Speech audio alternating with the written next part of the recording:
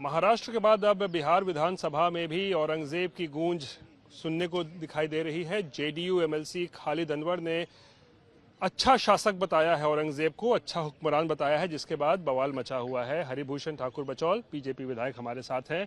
तो जेडीयू के एमएलसी को लगता है कि अच्छे शासक थे औरंगजेब। देखिए, उनको लगता होगा, लेकिन औरंगजेब एक क्रूर शासक थे जिसने अपने पिता को कैद कर दिया था। अपने पिता का सर, अपने भाई का सर काट करके शहर में घुमाया था। एक मुट्ठी चना दिया था अपने पिता को 24 घंटे में। संपूर्ण भारतवर्ष के मंदिरों को तोड़ा। वो क्रूर शासक था। उसके नाम की चर्चा करने वाले भी कोई इस देश में रहने का अधिकार नहीं है। नाम की चर्चा तो कर रहे हैं, अबू आजमी से लेकर खालिद कर रहे हैं। समय का फेरी है।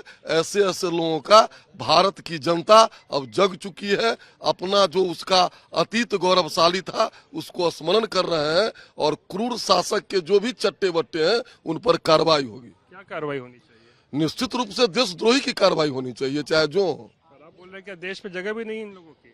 इस देश में ऐसे लोगों का कोई स्थान नहीं है जो बाबर, औरंगजेब, अकबर का नाम लेता है। उसका कोई स्थान नहीं है। निलंबन किया गया था अबू आजमी का, तो क्या लगता है यहाँ भी कार्रवाई कोई होगी? निश्चित रूप से हम लोग मांग करेंगे कि ऐसे लोग चाहे किसी भी पार्टी में हो, जो एक क्रूर शासक का गुणगान करते हो, एक भ्रष्ट और अय्यास, और एक ऐसे लोग जो भारत के लाखों माँ बहनों को विधवा बना दिया, ऐसे लोगों का अगर गुणगान करते हैं, उसको इस देश में रहने का अधिकार नहीं है। और कठोर से कठोर कार्रवाई की मैं मांग करता हूँ।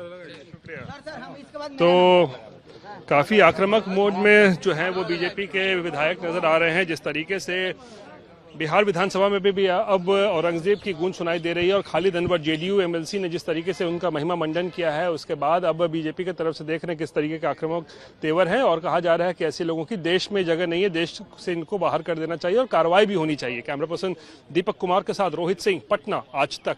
जैसे कि मैं सो रहा हूँ तो पिताजी को जगाना है मुझे, तो वो डायरेक्ट उठाने के बजाय, और हिंसा की परंपरा मेरे यहाँ नहीं थी सौभाग्य से, तो वो क्या करते थे कि उस कमरे में आ जाएंगे या बाहर से गुजरेंगे और चौपाई बोलेंगे, प्रात काल उठ के रघुनाथा